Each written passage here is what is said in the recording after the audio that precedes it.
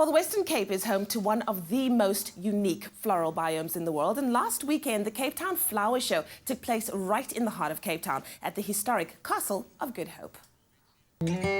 Blooming with the beauty of the Cape's floral kingdom and a united passion for gardening, the Cape Town Flower Show brought vibrancy and colour to the historic Castle of Good Hope. When we found the castle as a venue, it was the most perfect place because we'd looked at other places in Cape Town. This is in the centre of the city. It's commemorating its 350th anniversary. It has actually a heritage of planting vegetables and flowers and trees because it had to feed the troops 350 years ago. It has Table Mountain in the background. It provides a framework, as you can see, for these gardens. So it's just absolutely perfect, and people love coming to the castle. The show is also the first major event to be held at the castle after extensive refurbishment, and its historical significance also influenced the show's theme for gardens on display.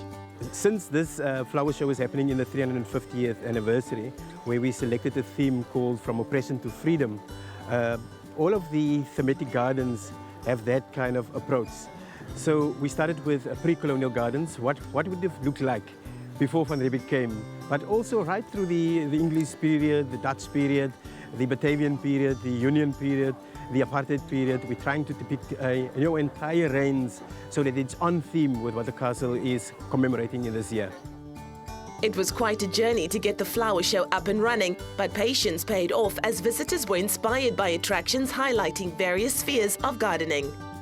Last year we had the official opening again to let everybody know that it's happening, because the original idea when the flower show came about, the castle then announced that they're going to be doing renovations. So we did an outcry with the landscapers and we said, well, we'll give you space if you provide us with a garden. When the guys then submitted, there was about 3 main categories that we wanted to promote.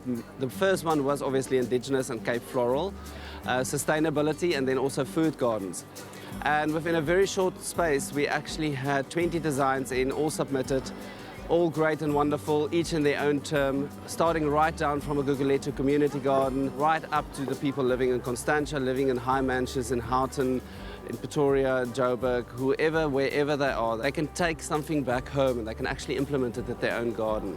Well, this season, obviously, the big thing that actually is happening now as of the 1st of November is water restrictions in Cape Town. You're only allowed to water your garden by bucket. You're not allowed to use a hosepipe or to put your irrigation system on, purely because there actually is no water. 12 Waterskloof is the lowest it's ever been in about 35 years, which is really scary. The Floral Theatre also hosted the first ever South African Master Florist competition, where talented floral designers were challenged to showcase their skill and design flair.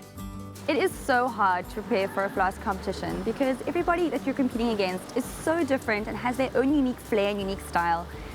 So it's really, really hard, and the judging must be so difficult as well because it's very subjective, it's very personal. So I think it comes down to fine details. They're looking for uniqueness, they're looking for design.